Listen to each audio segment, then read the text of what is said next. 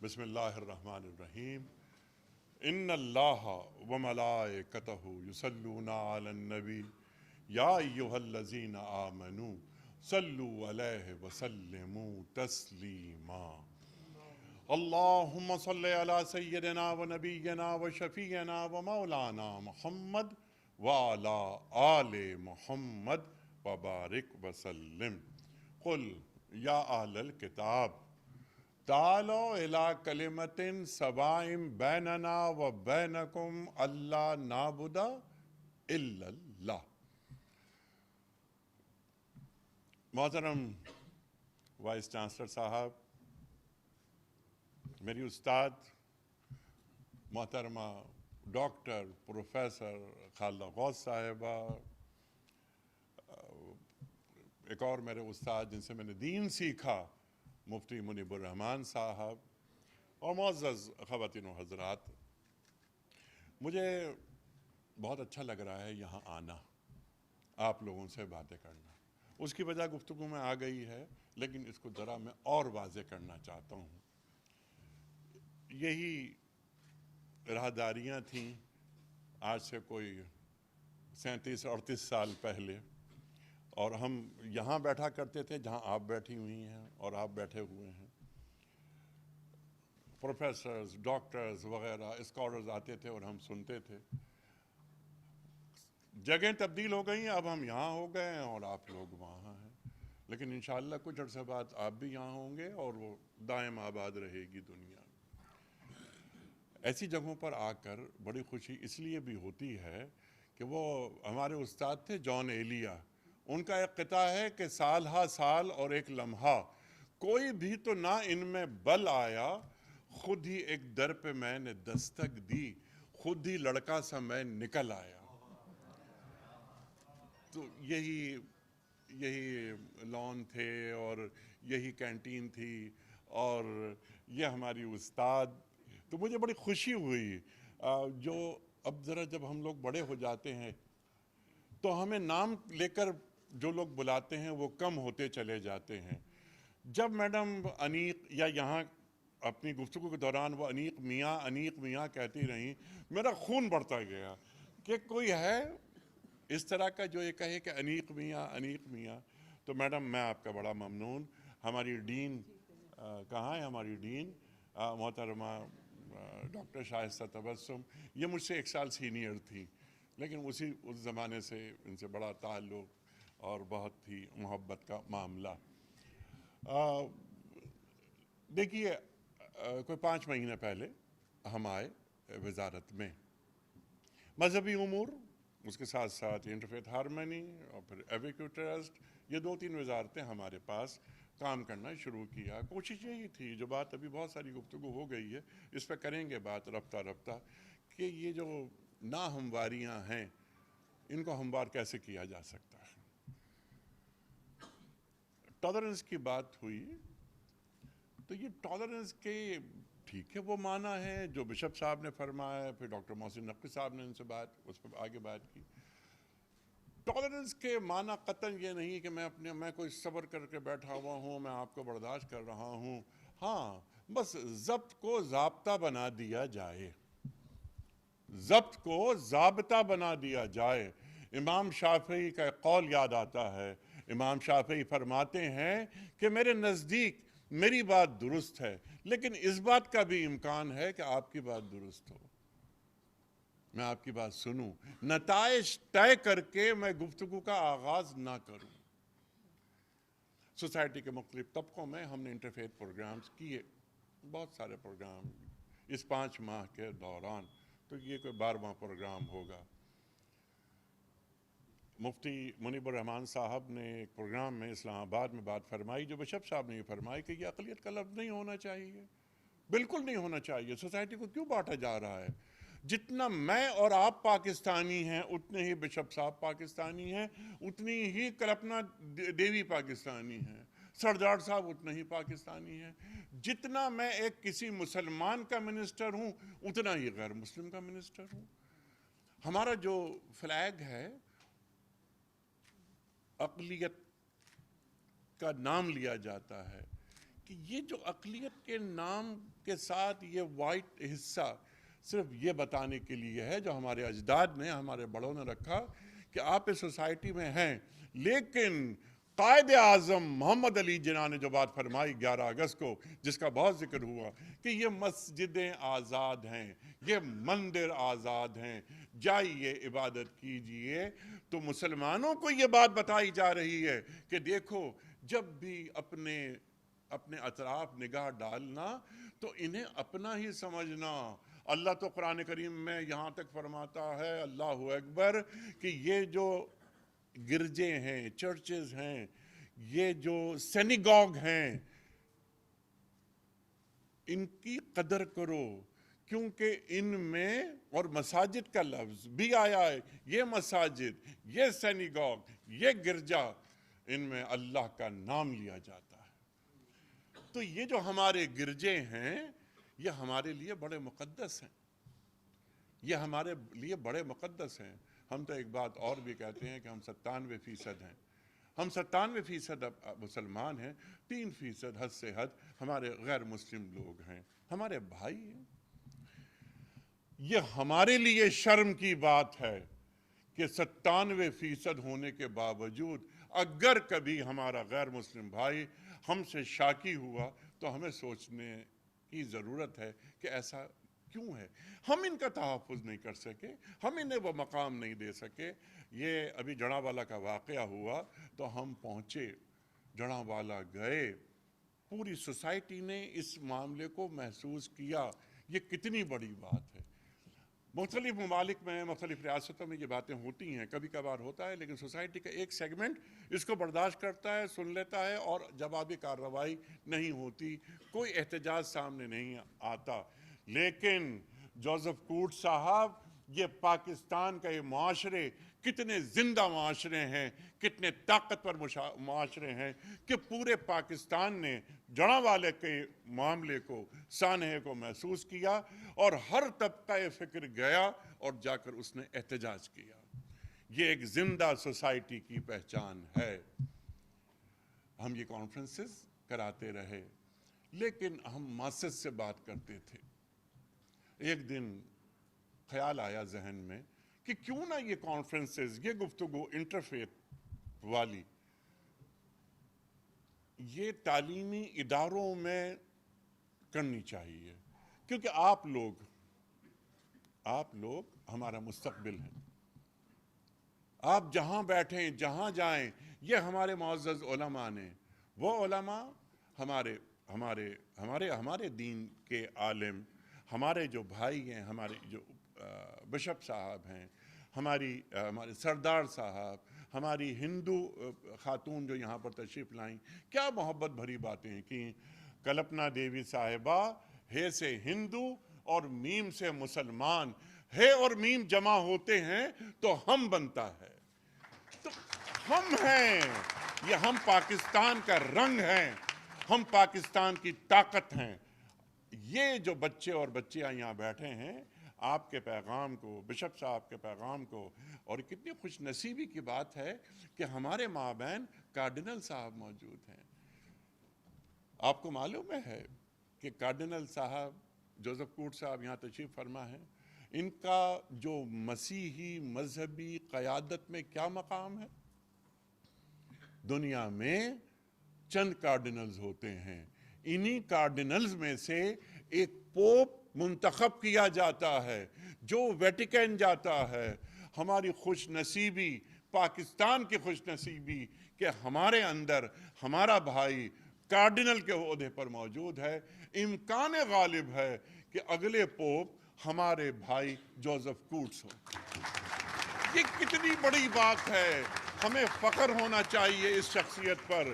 ہمیں فخر ہوتا ہے ان غیر مسلموں پر جو پاکستان کے لیے قربانیاں دیتے ہیں، پاکستان کے رنگوں میں اضافہ کرنے کے لیے اپنا کنٹریبیوشن۔ جو محسن نقوی صاحب نے بات کی، یہ بہت اہم بات کہ میرا کنٹریبیوشنز کیا ہے۔ اقبال فرماتا ہے کہ جب انسان دنیا میں آتا ہے تو اس کائنات کے بہت سارے رنگوں میں سے، اس کائنات کے جمال میں سے اپنے حصے کا جمال لے لیتا ہے۔ اسے یہ چاہیے کہ جب وہ دنیا سے جائے تو اس جمال میں اضافہ کر کے جائے. اس جمال میں اضافے کا نام کنٹریبیوشن ہے. میری وجہ سے معاشرے کی خوبصورتی میں اضافہ ہوا یا معاشرے کے بھدے پن میں اضافہ ہوا، یہ میرے اور آپ کے سوچنے کی بات ہے. لقد کرمنا بنی آدم، اللہ قرآن میں فرما رہا ہے ہم نے انسان کو، بنی آدم کو فضیلت دی. اللہ اکبر. یہ بنی آدم، حدیث قدسی، الخلق عیال اللہ، تمام مخلوق اللہ کا کنبہ ہے. تمام مخلوق اللہ کا کنبہ ہے. ابھی ہمارے کسی غیر مسلم دوست نے آخری خطبے کی بات کی. آخری خطبے کے بعد سرکار دو عالم صلی اللہ علیہ وآلہ وسلم وجہ وجود کائنات، ہم ان کے امتی ہیں. کیا آپ فرما رہے ہیں آخری خطبے میں؟ سامنے کون ہے؟ حجاج ہے نا، اہل ایمان ہے نا، مسلمان ہے نا. لیکن جو مخاطبت ہو رہی ہے وہ کس انداز سے ہو رہی ہے؟ ایھا الناس، ایھا الناس، ایھا الناس. اس پر گفتگو نہیں ہوتی. انسانیت کے نام ہے یہ خطبہ، یہ عالمی انسانی وصیت ہے. اور آپ فرماتے ہیں فَلْيُبَلِّغُ الشَّاهِدُ الْغَائِبَ، جو نہیں بیٹھا یہاں، موجود نہیں ہے، اس تک یہ بات پہنچا دو. اور کیا بات فرماتے ہیں آپ صلی اللہ علیہ وآلہ وسلم؟ سبحان اللہ، سبحان اللہ. کہ بعض دفعہ یہ ہوتا ہے کہ جس تک بات پہنچائی جاتی ہے وہ پہنچانے والے سے زیادہ باصلاحیت ہوتا ہے. تو یہ پیغام ہمارے دین کا پیغام ہے. تمام غیر مسلم، ایک بات میں اور کہتا ہوں یہاں، اور یہاں علماء بھی تشریف فرما ہیں، بعض مفسرین نے بڑے کمال بات لکھی. جدب کوٹ صاحب کہ یا ایھا الذین آمنوا آمنوا باللہ ورسولہ، اے لوگوں جو ایمان لائے ہو ایمان لاؤ. تو مفسرین نے ایک نقطہ اٹھایا، اور بہت اہم نقطہ، کہ یہاں یہ بات بھی کہی جا رہی ہے کہ جو ہمارے مسیحی بھائی ہیں یہ ایمان لاتے ہیں، اور ایمان پر فخر ہے ان کو کہ ہم ایمان لائے مسیح علیہ السلام پر، اور ہمارا ایمان مسیح علیہ السلام پر ایمان لائے بغیر مکمل نہیں ہوتا. آدم علیہ السلام سے لے کر مسیح علیہ السلام تک ہمارا ایمان، اس کے بعد سرکار دو عالم صلی اللہ علیہ وآلہ وسلم پر ہماری جانیں قربان. تو یہ فرمایا جا رہا ہے کہ تم مسیح علیہ السلام پر تو ایمان لائے ہو، لیکن تم سرکار دو عالم صلی اللہ علیہ وآلہ وسلم پر بھی ایمان لاؤ. تو تم مبشر رسول جو مسیح علیہ السلام ہیں ان کی بات پر عمل کرو گے، ان کے حکم کو مانو گے. سورہ صف میں مسیح علیہ السلام بشارت دے رہے ہیں. اللہ کے رسول صلی اللہ علیہ وآلہ وسلم فرماتے ہیں کہ میں اپنی ماں کا خواب ہوں، میں ابراہیم علیہ السلام اپنے جد کی دعا ہوں، اور میں مسیح علیہ السلام کی بشارت ہوں. تو جب ایک مسیحی قرآن کریم کو پڑھ کر سمجھ کر اپنے اندر دین اتارتا ہے تو وہ تبدیل مذہب نہیں کر رہا، وہ تکمیل مذہب کر رہا ہے. اس نقطے کی بھی وضاحت ہونی چاہیے. مسیح علیہ السلام کے بعد جو دور فترت، اس دور فترت کے بعد سرکار دو عالم صلی اللہ علیہ وآلہ وسلم کی آمد، آپ کی بعثت، قریب ترین زمانہ. تو مسیح علیہ السلام کو، مسیح علیہ السلام سے پہلے جو امت آئی، جو توریت کے ماننے والے، بنی اسرائیل کے آخری نبی تو مسیح علیہ السلام نا. تو مسیح علیہ السلام کو سب سے پہلے کس نے منوایا؟ سرکار دو عالم صلی اللہ علیہ وآلہ وسلم. تو یہ ہے ختم نبوت ہو گئی، کار نبوت باقی ہے. سوسائٹی کو ایک ایسی سوسائٹی بنائی جائے جیسی ہمارے اجداد نے سوسائٹی بنائی تھی. شانتی نگر کا واقعہ 1997 میں ہوا. کیوں ہوا؟ اس سے لے کر آج تک جڑاں والا یہ 25 برس میں یہ واقعات اس لیے ہوتے ہیں کہ سوسائٹی ایک ری ایکشنری سوسائٹی بن گئی. کتنی بڑی بات ہے مفتی منیب الرحمان صاحب کہ ہمارے علماء نے جڑاوالا میں مساجد کے دروازے کھولے. علماء کا کردار بہترین کردار ہوا. آؤ تم لوگ آؤ. اور یہ مساجد، ان مساجد میں ایسا واقع ہی نہیں ہونا چاہیے کہ ہمیں کوئی شیلٹر دینا پڑے، سر پہ ہاتھ رکھنا پڑے. آخر میں صرف 2 باتیں کہنا چاہوں گا. ایک بات یہ، مخاطبت ہمارے وہ لوگ جو کلمہ گو ہیں، ری ایکشن فوراً نہ دکھائیں. کوئی خبر آ جاتی ہے، کوئی خبر آتی ہے، فوراً ری ایکشن. کیا یہ بنانا اسٹیٹ ہے؟ کوئی نظم ہے، کوئی قانون ہے اس مملکت میں کہ جاتے حملہ کر دیا یہ مسیحی آبادیوں پر، چرچز کو زیرو کر دیا؟ ہم نے خود جا کر دیکھا، ان کے سروں پہ ہاتھ رکھا. میرے ساتھ لاہور کا بشپ ندیم کامران تھا اور ہم دونوں تھے. ایک شیلٹر کیمپ میں گئے، ایک بچی سے میں دوستی پیدا کرنے کی کوشش کرتا رہا، جو کوئی 10-11 سال کی بچی. میں نے کہا اچھا بھائی تمہارا نام کیا ہے؟ اس نے اپنا نام بتایا. میں نے کہا بھائی تم اسکول تو جاتی ہو نا؟ کہنے لگی نہیں جاتی. میں نے کہا کیوں نہیں جاتی ہو تم؟ کہتی مجھے ڈر لگتا ہے. مجھ سے گفتگو نہیں ہو سکی اس کے بعد. یہ کیمرہ، میڈیا، ٹی وی. میں نے کہا اگر یہ بچی، یہ میری بچی، یہ میری بیٹی ہوتی اور وہ کہتی، اس کے لہجے میں ڈر، خوف، سہما ہوا انداز، اور وہ کہہ رہی میں نہیں جاتی مجھے ڈر لگتا ہے. تو یہ سوچنے کی بات ہے کہ ہم یہاں رہتے ہیں، اگر ہمارا کوئی غیر مسلم بچہ یا بچی اسکول نہیں جا رہا یا سوسائٹی میں کوئی اس کو مقام حاصل نہیں ہو رہا، کوئی ایک ڈسکریمنیشن ہو رہا ہے، تو کس کی ذمہ داری ہے؟ ہماری ذمہ داری ایک تو یہ کہ عوام اپنے طور پر فیصلہ نہ کریں، جوابی کیا مطلب اپنی کارروائی نہ کریں، خود اپنی عدالت نہ لگا لیں. یہ ہم اپنی عدالت کیسے لگا لیتے ہیں؟ ہمیں کس نے یہ حق دیا ہے کہ ہم یہ کسی بھی دین کے، کسی بھی مذہب کے ماننے والے کی عبادت گاہ کو ہم گرا دیں؟ نمبر 1. نمبر 2، یہ بڑی اچھی اچھی باتیں یہاں پر ہمارے غیر مسلم جو بھائی ہیں انہوں نے کی. پاکستان میں رہنا، کلپنا دیوی نے کیا اچھی باتیں کہیں. اور ابھی ایک اور صاحب نے کہا جو ہمارے سردار بھائی، کہ کینیڈا میں ان کو ایوارڈ ملا، پاکستان میں رہنا ان کے لیے فخر کی بات ہے، اور پاکستان ان کا بڑا خیال رکھتا ہے. ہر چند کے یہ چھوٹے موٹے واقعات ہو جاتے ہیں جو کہ نہیں ہونے چاہیے. کلپنا دیوی نے کیا اچھی بات کی، مجھے فخر ہے کہ میں پاکستان میں ہوں، اور ایک تہذیب سے اپنے آپ کو جوڑا. جب بھی آپ لوگ پاکستان کے باہر جائیں، پاکستان کا وہ امیج پورٹرے کریں جو آپ نے یہاں بیان کیا ہے. آج جو ہمارا پڑوسی ملک ہے وہ کس طرح کے معاملات آگے بڑھاتا ہے. میں صرف ایک چھوٹی سی بات کہوں، منی پور کے واقعات ہوئے، ہمارے جو مسیحی بھائی ہیں 150 مسیحی بھائی ذبح کیے گئے. الحمدللہ، حالانکہ یہ کوئی فخر کی بات نہیں ہے، جڑاوالا میں کوئی ایک کلنگ بھی نہیں ہوئی، کوئی ایک کلنگ بھی نہیں ہوئی. نہیں ایک سیکنڈ، میری اپنی بات مکمل ہو جائے تو میں آپ کو بتاؤں. منی پور میں ہوئی کلنگ یا نہیں ہوئی؟ 150 کلنگز ہوئیں. کس نے کروائیں؟ انڈین گورنمنٹ نے کروائیں. پاکستان میں ان واقعات کا رخ موڑا گیا، ڈائیورٹ کیا گیا، اور دنیا بھر کے سامنے پاکستان کے خوبصورت چہرے کو بدنام کیا گیا.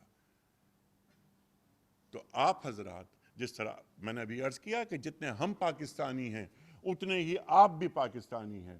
اگر پاکستان کے خوبصورت چہرے کو انٹرنیشنل میڈیا بدنام کر رہا ہے اور کوئی سازش ہو رہی ہے تو اس کو روکنا آپ کے لیے بھی اتنا ہی ضروری ہے جتنا ہمارے لیے ہے. میری بات یہاں مکمل ہوتی ہے. میں آپ سب کا بڑا ممنون کہ آپ اور خاص طور پہ ہمارے معزز مہمان کہ یہ تشریف لائے. میں اپنے قدیم دوست وائس چانسلر ڈاکٹر خالد عراقی کا بڑا ممنون کہ انہوں نے یہ پروگرام یہاں منعقد کروایا. اور کسی بھی تعلیمی ادارے میں انٹرفیتھ ڈائیلاگز کے حوالے سے یہ پہلا پروگرام ہے جو ہم نے کیا. اور انشاءاللہ تعالی پرسوں ہم NAD میں پروگرام کر رہے ہیں، پھر ہم پورے پاکستان کے تعلیمی اداروں میں یہ پروگرامز کریں گے تاکہ آپ لوگ اس پیغام کو دنیا بھر میں پھیلائیں۔ آپ کا بہت شکریہ۔